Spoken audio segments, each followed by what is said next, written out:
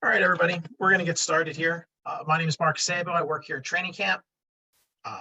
Thank you for joining us today. Our friends over at WillCo Tech are going to talk to us a little bit about the DoD 8140. So with that, I'll pass it over to Rich Edwards. We'll get started. All right, thanks a lot, Mark. And I'm going to be off camera today for a number of reasons, not the least of which is it's no fun watching someone's looking up at a weird screen that isn't quite where their camera is. But yeah, thanks for hosting. We're going to talk today about 8140, the .03 manual that was released in February. It is worth noting that this is it's the first of at least 2 and possibly more webinars. So today we're going to focus on, a little history lesson, a little bit of comparing 8140 and 8570. But we'll definitely be drilling into the certainly the first year requirements, and we'll touch on the requirements after that as well. Little housekeeping. I do have some of my co-workers online here, so we'd ask you if you have questions, go ahead and type them into the chat.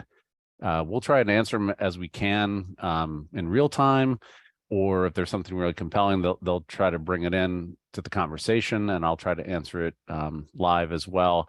But regardless, we're capturing all questions, and we will be following up to all the participants, with email answers to everything. So please don't hesitate to ask questions. I'm sure there's a lot of questions that folks are interested in. Hopefully, I'll cover a lot of it, but you can never anticipate every question that's out there. So I'll just keep us going here. Again, my name is Rich Edwards. I work here at WillCo Tech. We are the company that owns and operates, maintains the ATCTS, Army's Training and Certification Tracking System. I noticed from the list of participants, probably a few Army folks on, or even former Army folks. So ATCTS has been in existence for over 15 years, and it was originally crafted to manage the 8570, IA, work role, qualifications, et cetera. So they've been using it, since 2005, basically as a pilot, and to this day. And we're working today with the Army to enhance it with 8140 capabilities. There was, already some in there, but we're trying to match the regulation as best we can there. Also, though, we've as WillCo Tech, we've built kind of our new product, our new next generation. We call it CyberStar. So I'll be demonstrating that today, just to give you a feel for the capabilities that we've developed to try to support this effort, to basically go to that next level of cyber workforce coding and qualifications, et cetera. Again, we'll get deep into this, but we do have the CyberStar product is currently in use today, both at the DCSA, so Defense Counterintelligence and Security Agency, as they call it their Cyber Workforce Compliance Management System. If you hear CWCM from those guys, that's CyberStar basically, and that's running today. They migrated over from a system they had built themselves in anticipation of 8140. And so we're currently handling all their 8570 work roles and qualifications and related things, and also are working with them to build out the DCWF 8140 work roles, and that's well underway. And that's I'll demonstrate this later in the presentation, but CyberStar is it's a web application. We have a full ATO with DCSA. It's in an IL4 Azure Gov environment today, and it's capable and designed, for cloud native, and we've already met, all the ATO requirements. So we're very, very familiar with that and how to get an application into the DoD, because that's really our, that is our customer base. We work mostly with DoD or the defense industrial base. So I did want to mention too that CyberStar is available as a commercial product, to help, if you're a contracting company, and you're trying to manage your workforce and all the qualifications, it's also very well suited to that. So we have a commercial version as well that's available. So with that intro, I'm going to jump into a little hopefully quick history lesson here, because I don't know exactly how much everyone knows about all how this has evolved. But basically the 8140 is, that's the new generation of what was 8570, and it's all around a cyber workforce and building a more broad cyber workforce and a highly qualified cyber workforce, which we do have today. This is not like this isn't the holy grail to solving all the problems. But what's really great about it, about 8140, and why we're pretty excited about it, is we feel like it is a big step forward, in that it dives into more work roles that are sound a lot more like job descriptions, and we will get into this. I'll show you kind of some examples of that, but it's a lot more detailed. It's a lot more granular, and it is designed to help build a great cyber workforce, and also figure out through the framework ways to have folks have career paths and find ways into the next thing that they're trying to do, and just continuing to build that whole cyber capability. So back in 2015, it was started as the directive, and the big things there were the nomenclature. So DCWF, DoD Cyber Workforce Framework, is synonymous with 8140. They're the same thing, but they introduced that terminology. They also introduced the concept of the Cyber Workforce Management Board, or CWMB, which can help, which is, their mission is to help define these work roles and the qualifications, and what you'll start to see, if you haven't already, knowledge, skills, abilities, and tasks associated with each work role. So that's really their goal, is to help formalize and continue to grow it. They did sort of in 2015 sort of grandfather in, said, well, 8570 for now, great. We're going to kind of pull that in so that it's all inclusive. And then in 2021, the instruction was released, and that was mostly around like, what are the reporting requirements? But more recently, in February of this year, was the manual was finally released, which I know we were certainly waiting to see what would be specified there. And it's actually quite good. And the thing we'll get into, and I'll explain a little bit in more detail, it's all around qualification matrices. So it's given a work role and given a level of proficiency in that work role, what are the qualifications that are needed? And it's more complicated than the 8570, but it's a lot more granular, and it's a lot more effective, and it actually gives a lot more control to the components to define what does it mean to be qualified.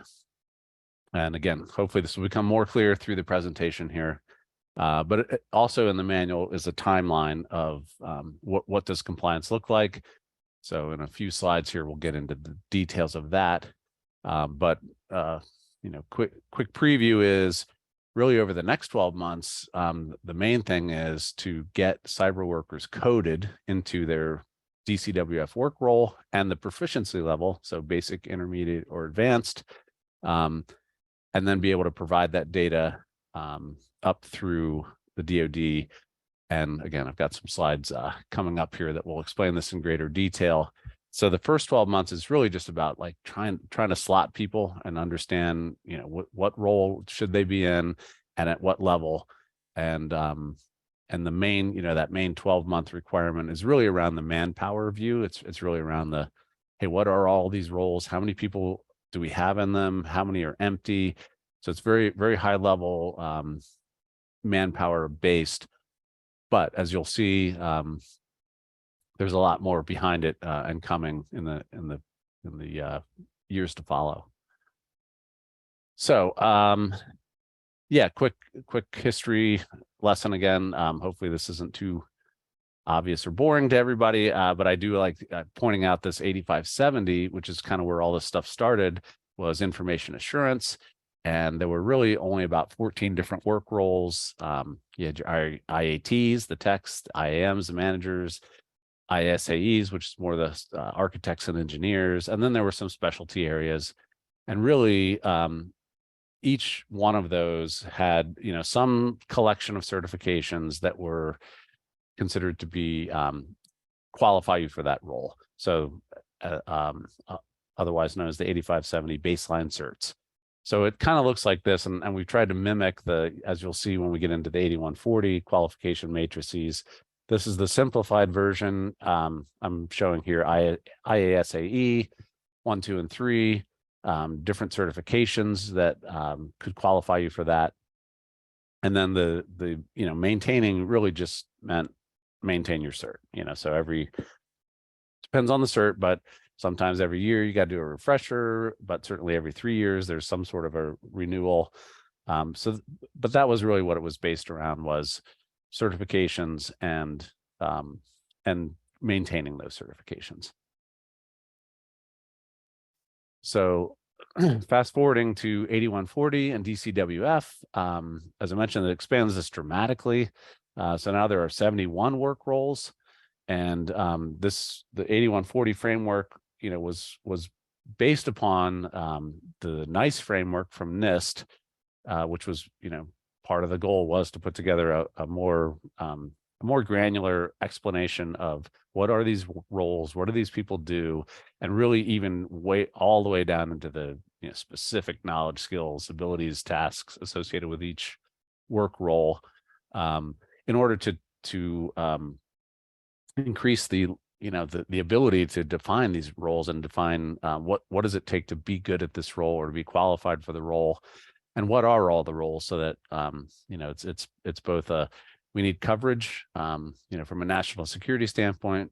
We also want to make sure that we have career paths for folks who are embarking on this, and make it really clear where they can go with these things. And that's definitely a big focus of WillCo Tech, as well as that sort of career advancement and giving people those views into being able to grow into their next position.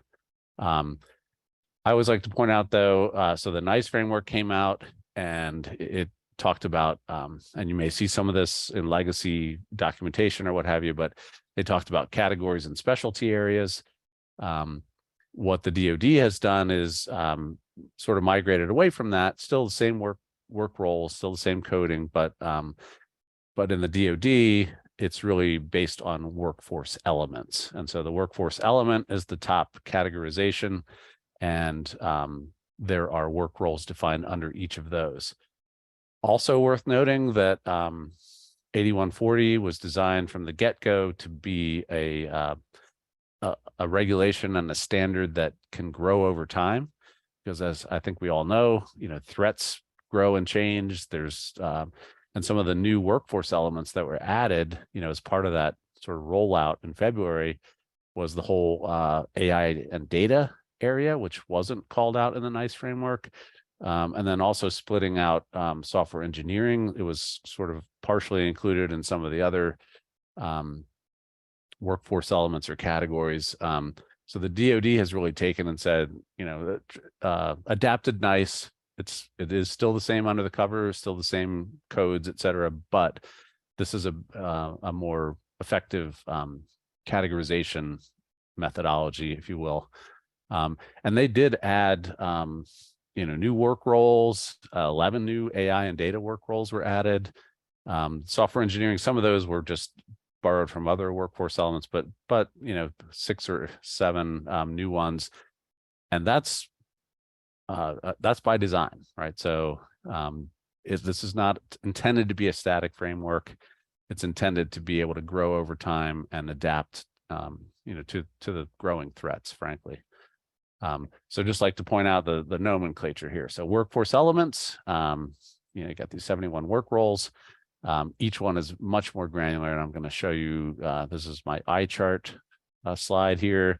Don't expect you to be able to read this, but I do find it's helpful to sort of bullet out, well, what are you talking about, these work roles? And they start to look a lot more familiar if those of us who are in IT and cyber like, the ISSM is in here, AO, software developer, data scientist, database administrator, system administrator, et cetera. So these start to look a lot more like the jobs that we all do on a day-to-day basis, which again, we think is a good thing, because it does more clearly define what is that role and what do they need to do to be qualified in it.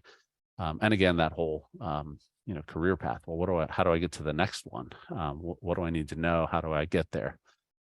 So we'll be delving into this here in detail through some of these next slides. I mentioned the KSATs, and probably most people are familiar. If you haven't been there, I'll just bring it up here. The Cyber Exchange or the DCWF website. This is the public one. There's one on NIPRNet as well, but this is a great resource because this is where all this information is housed. And it breaks things down by the workforce elements. I always like showing, if you're wondering what are these things and how does all this work, this is a great resource, and you can click in on any of these and get more and more detailed information. For some reason, I'm not a DBA, but I've known a lot of DBAs in my career. So I was like going to the DBA as an example that makes it obvious. Like there's an ID associated with it. It's part of this IT cyberspace workforce element. And then here's where you start to get into those knowledge, skills, abilities, and tasks associated with that job. And this is where the real power of the framework comes in, is breaking things down to this level so that you can compare roles and compare qualifications at a much more granular level, I suppose. So let me go back here to my so yeah, there's about, and this was a quite a big effort for sure with the NIST folks initially, but there's about 2,400 individual KSATs that are part of the framework. Obviously there's a lot of overlap. There's a lot of things that some of these core KSATs, for example, show up in every single work role, because they're things like understands how to not click on the phishing link, in the email. That's a little hyperbolic example, but there's a lot of core capabilities that everyone needs to have, if they're in these roles. So that's a nice, mapping of what you need to know to do the job. And there is a ton of overlap, and that's a good thing, we think, especially if you've got some tooling to help you, manage it at this level, which of course that's what we built CyberStar for. So I'll be showing that here in a few minutes. Also with the KSATs, that gives you a framework to essentially assess people for a particular position or a particular work role, because it's so fine-grained.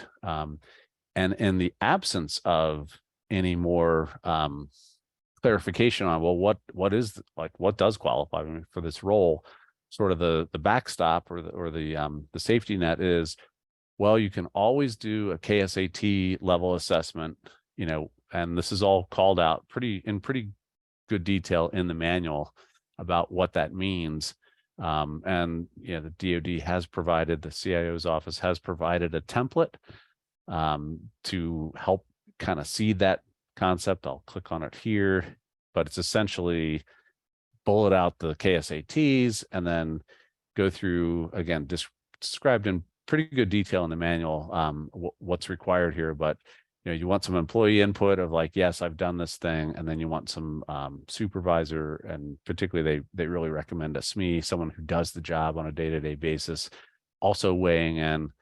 And then the idea being that through this assessment and evaluation, the goal is, hey, if you can do at least 70% of these things, then we consider that you are qualified to do that.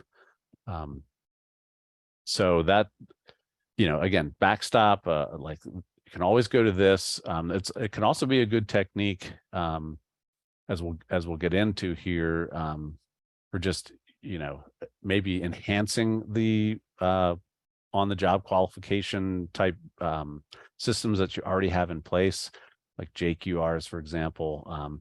This can be good input into those systems. And again, it's the detail that this whole framework is about. Again, it really helps to have some tooling to help manage this stuff, which I will, of course, that's why we built CyberStar, as I said. So we'll get into that here momentarily. Let me go back to the deck here. Yeah, and the website is really great for this standpoint. Then there's the proficiency level, and again, cut and pasted the dry text right out of the manual, but it's kind of self-explanatory. So for each work role, and this is a thing I also like to point out is, so the KSATs are per work role, and there's 71 of those work roles. But each work role allows you to, perform at one of these proficiency levels. So you're either, just getting started, you're basic, you need a lot of guidance, but you can do basic stuff, versus intermediate, where you're a little more advanced, you can do less cookie cutter stuff, and you probably don't need quite as much guidance. And then, advanced being, hey, you're an expert, you can guide others, you can do really complex work. But the KSATs don't change per proficiency level. That's an important point, and it can be confusing at first. So what you need to know and the skills, et cetera, are considered the same for the work role, but it's how do you achieve those, or what is your level, what is your proficiency level at doing those things. And that can be confusing at first. Now, when we get into here in a couple slides, we're going to get into what the heart of the 8140 is, that there's a qualification matrix, which basically says per work role, per proficiency level, what qualifies you to do that. And that's where it gets, that's where things balloon out into the 213 different qualification specifications for those work roles per proficiency level. Hopefully it'll become more clear as I show you some specific examples, but I do always like to point that out. KSATs are per work role, qualification matrices are per work role and proficiency level. And so again, there's a lot to track here. So again, more just kind of background context. So the compliance timeline is also called out in the manual, and which was released on February 15th of this year. And the first requirement right out of the gate was, hey, for contractors, we want them to be meeting these what are called the foundational qualifications, which again I'll get into a little bit here. Upon commencement of the work, which really means if you're on a contract and the DCWF work role has been called out for that contract, then the expectation is, well, you're qualified for it. But there is no, the DoD doesn't have a reporting requirement for that at this point. They are basically saying, hey, it's up to the contracting company. This is why our commercial version of CyberStar has been used and is useful for tracking workers and their qualifications, and can be used to generate reports, for example, as a way to prove that. But it is not a reporting requirement. However, we go out 1 year, 2024. So 12 months out, then there is a reporting requirement, and it's essentially what I mentioned earlier, which is anyone in a cyber work role or anything that it could be coded as a DCWF work role needs to be tracked as being in that work role, and at what proficiency level. So what this ends up doing is there's manpower systems, which I think is my next slide. You got manpower systems tracking, billets and things, particularly around military personnel. So it's reporting up to not just who's in what role, but like, hey, we have empty roles as well.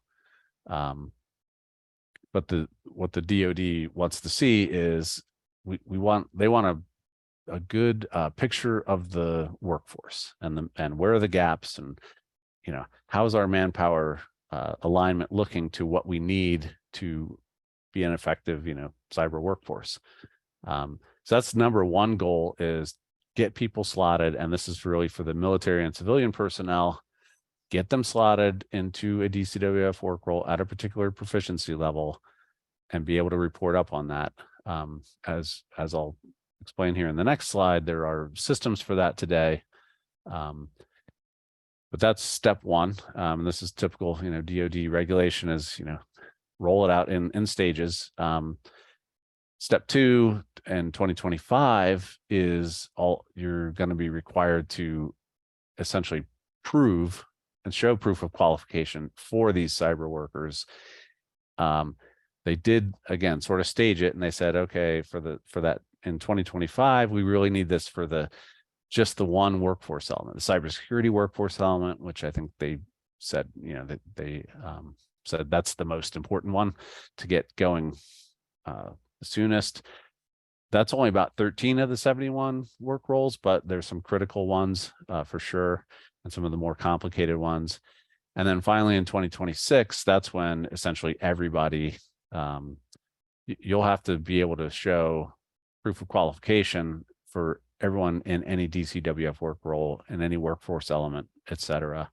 But there is also the caveat here, the points A and B, which is, and I'll get into this shortly. I thought I had a slide before this, but there's foundational qualifications, which are just for that work role. And then there's residential qualifications, which are, component, even unit specific. Think on the job training, think, computing environment requirements for your unique situation. And so again, I'll explain this in more detail here shortly, but what they've said is these foundational qualifications, you need those within 9 months of being assigned to one of these roles. And then the residential piece, you have an extra 3 months, so 12 months. So the idea is as people get assigned into a new role, there is this, grace period of meeting these qualifications. Of course, the question quickly becomes, well, what are the qualifications, and what do I need to do? That's what we're going to get into here shortly. And it's also, as I mentioned, what we built the CyberStar tool to be able to do. So there are these authoritative systems, again, called out in the manual. There must be authoritative systems for some of this, but it's really around the manpower information. And so, for example, the Army's got FMS Web, you've got MPES and TFMMS, over in the Air Force and Navy. Then you've got DCPDS for civilian positions. We kind of always like to point out, like, hey, for contractor positions, there aren't really authoritative systems, but it is one of the things that both our ATCTS product and CyberStar are designed to do, as well as help you track the contractors and ensure that they're qualified. Because in the end, it does kind of come down to the contracting office that's responsible for that contract being able to authoritatively say, yes, these people are qualified. It's one of the things the Army does really well, actually, with their ATCTS. There is also a document, I like to point this out, on the DCWF website around some guidance around how to code folks. And it does call out some of these authoritative systems, but it does, and for example, here, different manpower systems. Most of these, I haven't seen every one of these personally, but most of them have been upgraded to be able to at least specify the DCWF work role and proficiency level for a given billet or a given personnel. And this document goes in particular into a lot of the DCPDS specific for civilians. I mean, it even walks through, like, here's how to find the option that you're looking for, but in the end, it gets down into these specifying actual DCWF work roles. So that's a good resource as well from the DCWF website. And I'm going to keep moving along here. So yeah, the year one reporting is basically, they want to know billets, and if people are assigned, great, that we want to know that too. Who is it? And the idea with DCWF is if you're considered one of these cyber workers, you've got a primary work role, and then you might have up to 2 additional work roles. And again, there is good guidance in that document about like, well, why would I want to do that, or where does that apply? It is a lot more practical, because a lot of times people are doing more than one thing, but they do have to have that primary work role and proficiency level identified. Also at the position level is this, hey, does this position require privileged access, right? So is it an IT privileged user role or position?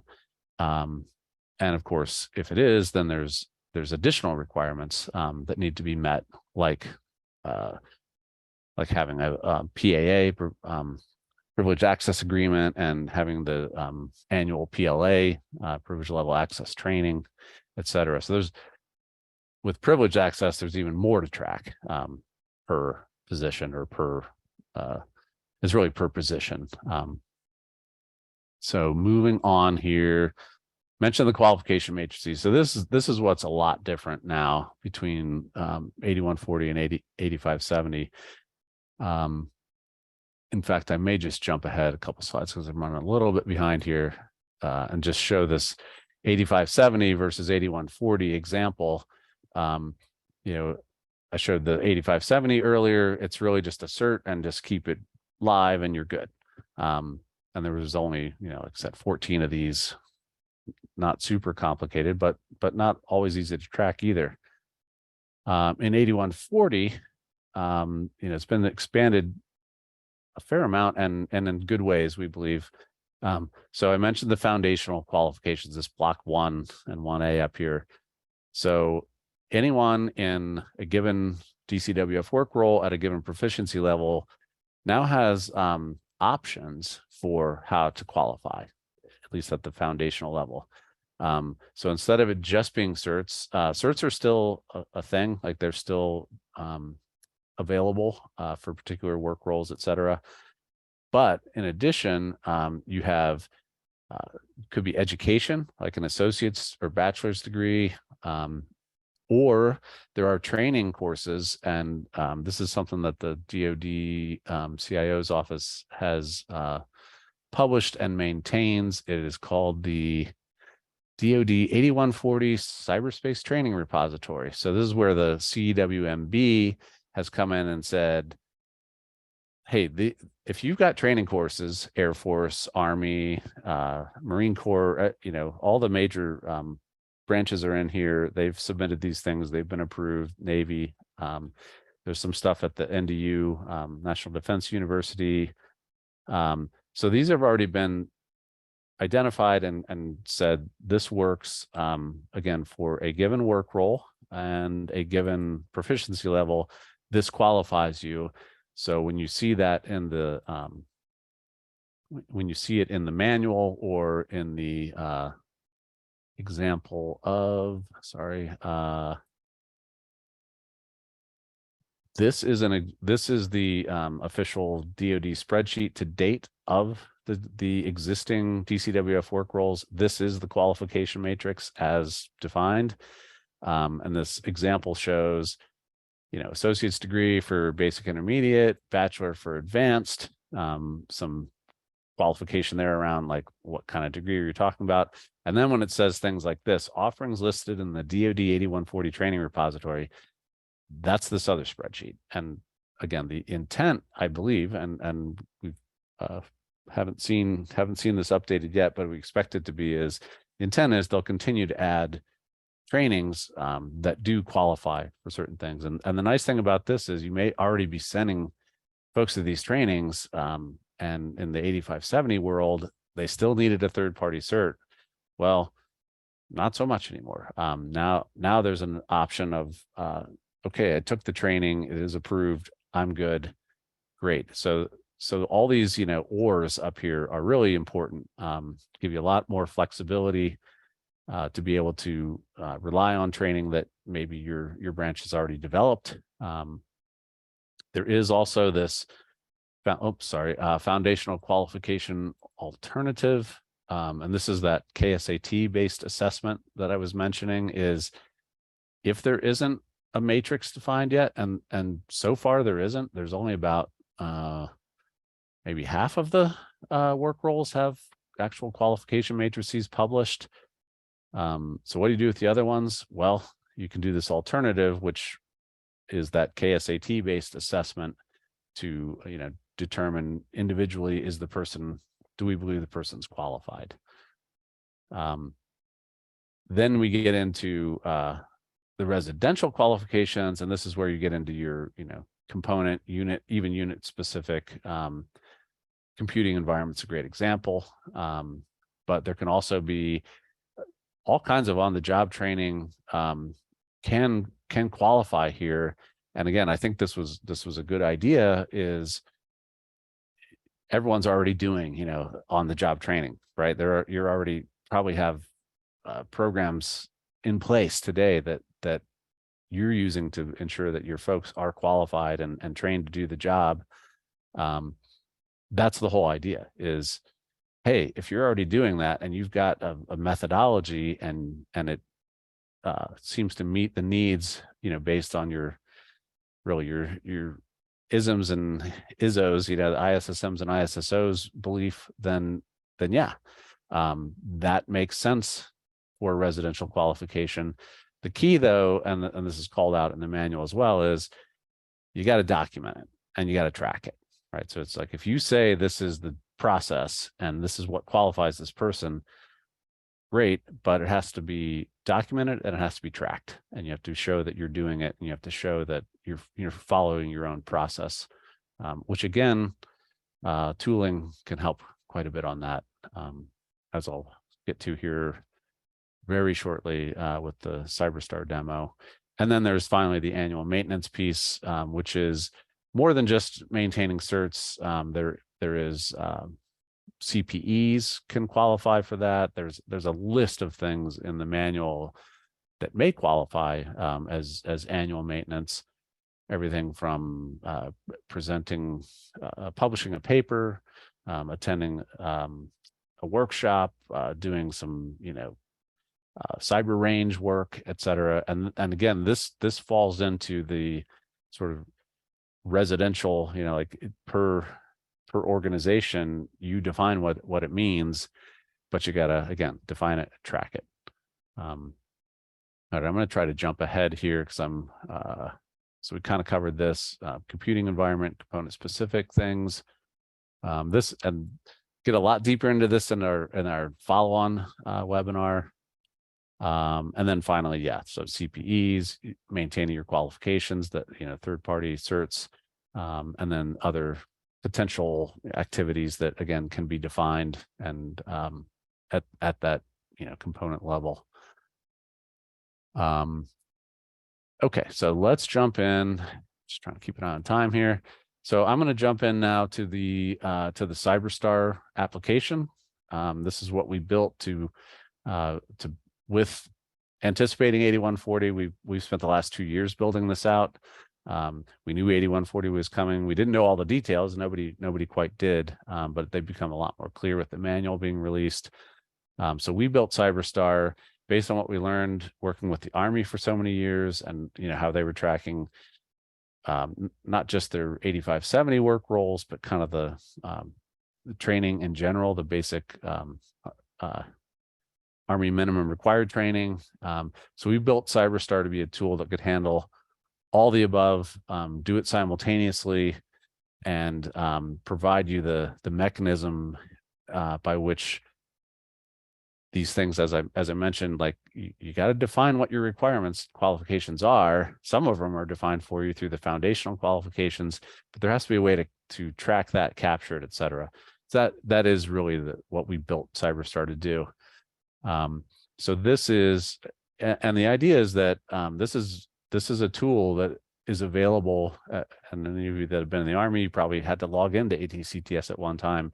It's designed to be an individual tool to help you do what you need to do to stay compliant in whatever work role you're in, by giving you clear information, clear to-dos, clear, a clear path to do the work that only you can really do, frankly. And whether This is Bill from the Coast Guard. Is CyberStar available to all military branches? Over.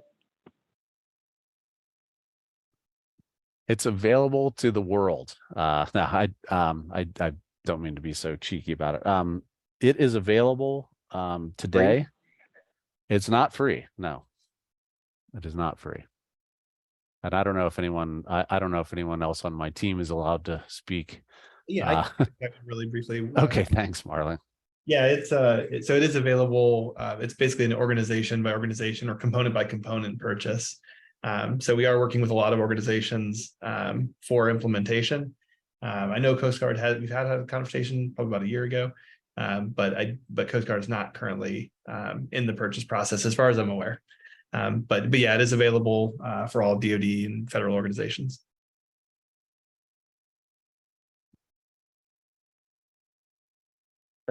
Good question. Okay, so if it's free to DoD personnel, then I'm assuming I could reach out to a DoD rep and we can, because we want parity. I don't want 6 different contracts, to spend on 6 different ventures. And I'm speaking from the program office for the Coast Guard, where we're trying to do what most of these people do, is be in alignment with the 8140.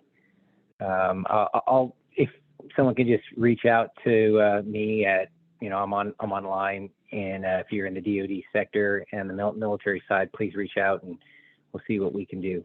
Over. Yeah, absolutely. Good question. And you hit on the head. It's usually the program offices or somebody on the procurement side of the world that we usually have a conversation with. So we'll follow up afterwards, though. Thank you.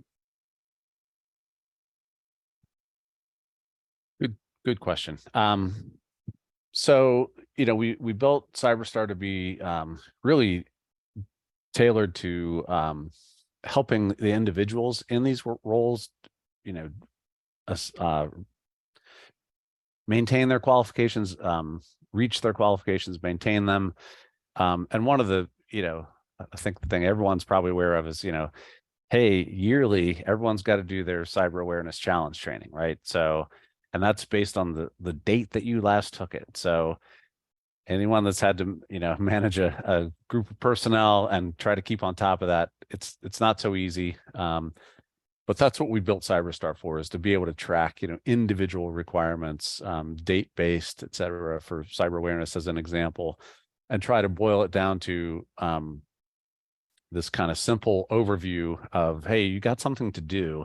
Here's what it looks like. And I'll jump into this here in a sec. But the other key piece of CyberStar is there's a notification, like email notification system built into it. So we don't expect people to just log in and see, hey, do I have anything to do?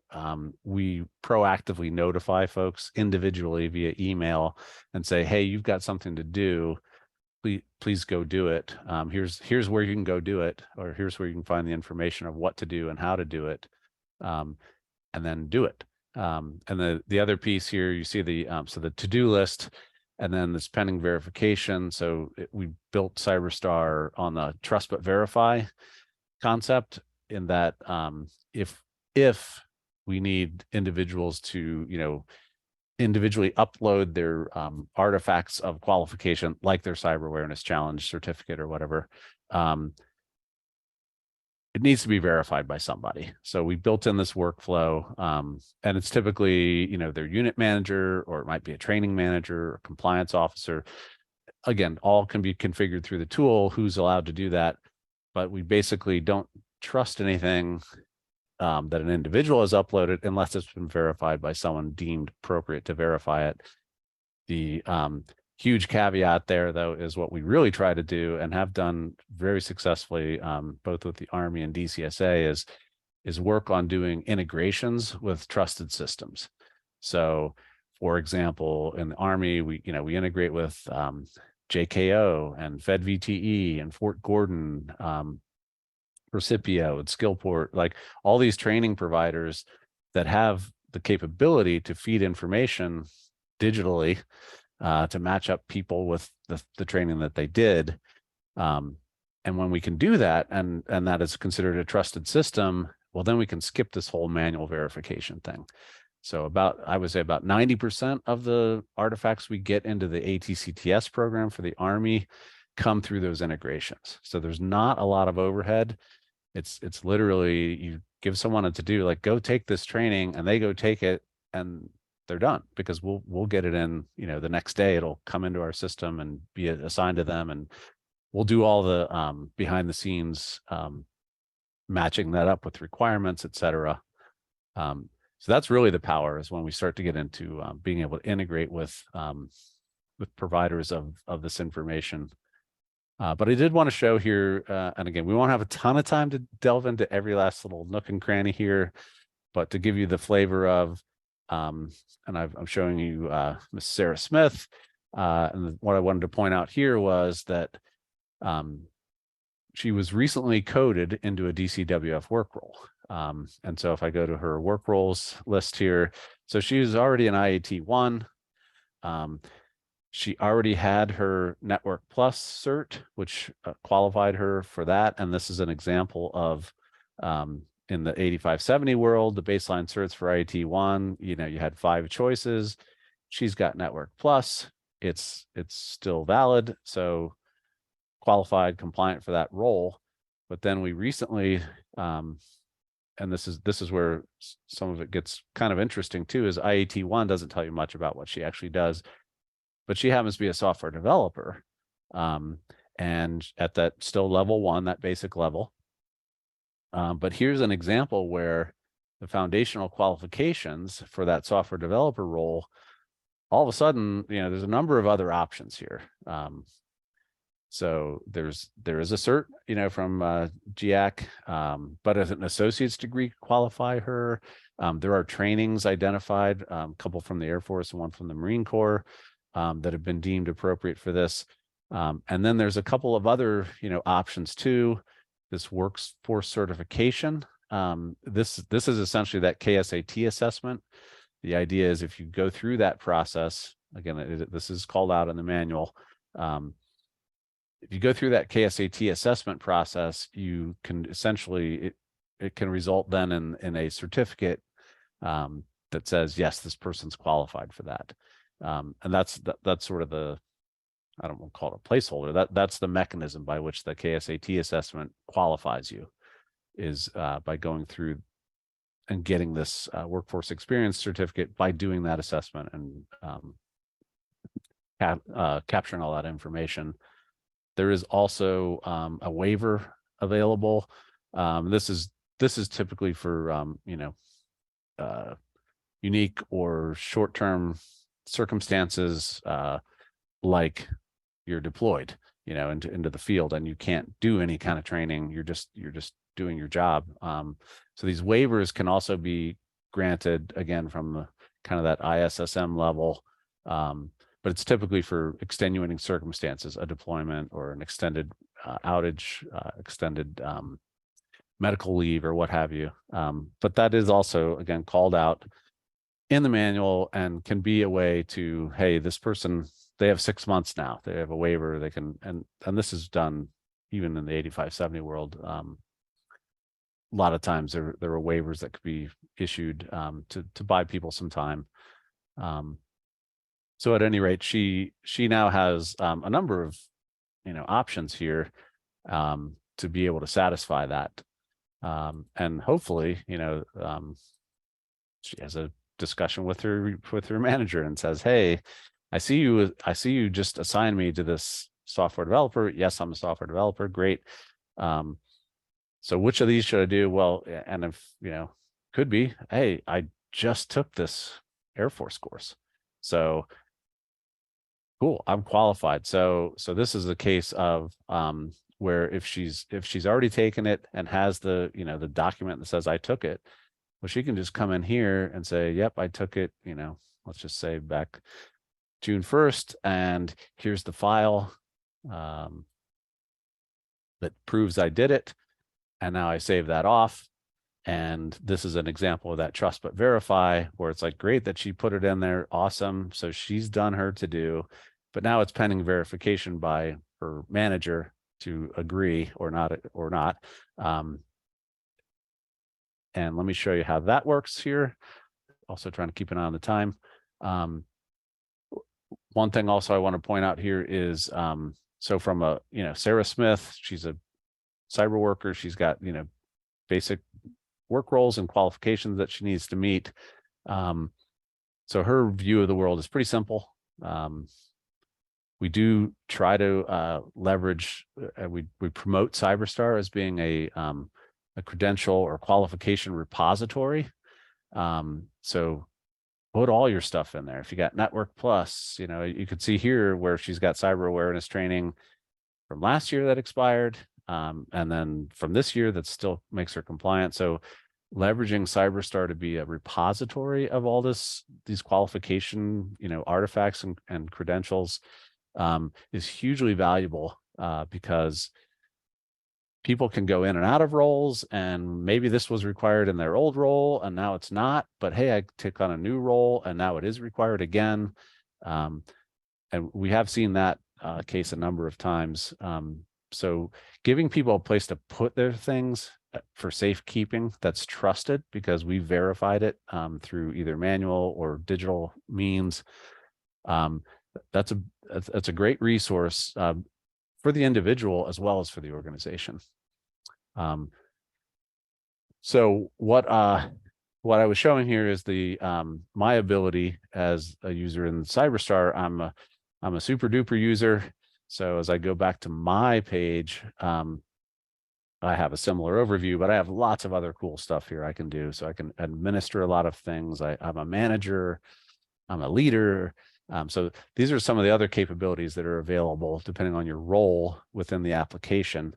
But I wanted to close the loop here on the trust but verify. So as the manager or one of the managers, there could be multiple, deemed able to verify somebody's credential. Here it is from Sarah. And I can, take a look at it, and then I can decide it's good or it's not good. If I verify it, now that's considered trusted. I can also reject it with comments saying, oh, you uploaded the wrong file, or this doesn't apply, or whatever the appropriate comment might be. I can reject it in this workflow, and it will kick back to her to-do list, and she'll be notified again via email and be, have access to my comments, and what does she need to do to mitigate the situation. But of course, in this case, I'll just verify. So now she is considered compliant in that role. She'll also get a notification saying, hey, it was verified, you're good. So the notification system's pretty advanced, and it's really designed, we talk about, like, it's not a spamming system. It's anti-spam. It's only designed to give specific notifications to specific people when specific important things happen or are about to happen, like an expiration. We also have the capability in the email notification system to escalate. So if we send you an email 30 days out, and then 2 weeks out, and then 3 days out, and you didn't do the thing, like your cyber awareness training, for example, we can also then turn around and escalate that to your manager, or again, through the configuration of the system, up to whoever makes the most sense to be notified as well. So we try to push the accountability to the individual to be able to do the thing, but we also enable the the managers and the folks in charge to be able to see when things aren't going as smoothly as they should. And to that end, and I'm really keeping an eye on time here, I know we've just got a few minutes left. I wanted to show, as a manager or a leader, these are kind of the same. I can get a quick overview of my staff, and this is broken down by group or unit. I can kind of see at a glance, hey, where are we at? I see a lot of, in the cyber command group, I see there's, I'm not sure what's going on there, but I see there's a lot of non-compliance. So we have a, pretty extensive reporting capability, and I probably won't have a ton of time to jump into a lot of this, but let me show you an example of, here's a report that has been generated that specifies, to the nth degree, every single person, all their work roles, all the requirements, the proofs of qualification that they need, with lots of detail around it. But if I was to look at, what is going on with the Cyber Command group, well, it's not a huge group, so maybe the percentage is a little misleading, but more importantly, I see non-compliance because these are all new requirements. So these people either joined the team recently, or perhaps I updated what the requirements were. So I can get some insight into, hey, what's going on here, and how do I chase this? Again, this will, in our, I guess, our next webinar, we'll dive a lot deeper into this, but I definitely wanted to give the folks here at least a flavor of, what's possible. We're collecting a ton of information. We're computing compliance. We're storing all the information around all the work roles. If I look at, the system comes primed with here's all the DCWF work roles at the various levels, and all the qualification matrices we manage in what we call the collections. So I like going to the DBA. Here are, as defined, in the qualification matrices from the CWMB, these are your options. So we prime the system with all this information, everything that's published, everything that's available, but then it's highly customizable, and needs to be, frankly, for each organization. So this is not that's the other thing I'd like to try to point out is CyberStar is built to be multi-tenant. In other words, every organization can have their own tenant. So they'll have their own, set of personnel, obviously, their own set of definitions. Again, we'll prime it with, comes out of the box with all the stuff that's known, that's common, but it can be customized and added to, and, particularly when you get into the residential qualifications, because those are at that, component or even unit level, those have to be customizable, and they are through this administrative interface, which again, don't have quite enough time today to get into that, but you can get us hopefully a sense of, we're tracking work roles, we're tracking the different credentials and all the certifications. Again, this is kind of pre-populated, but hey, if you've got your own trainings or you've got your own qualifications that you deem acceptable or want to track, they can all be tracked here, entered in, assigned to work roles, assigned to even individuals. And that's how you do that is how the policy essentially is implemented through the configuration of the tool.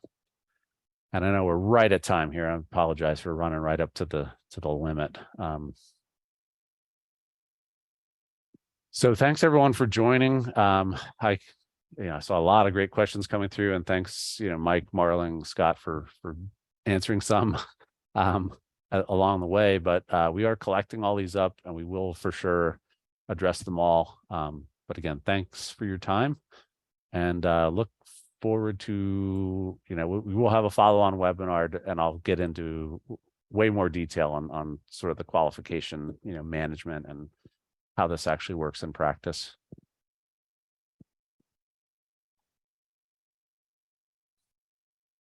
Hey, Rich, I want to say thank you on behalf of the Coast Guard. We have a bunch of folks that are online, and we await your future one, and I'll try to talk to them to see about something different. Over.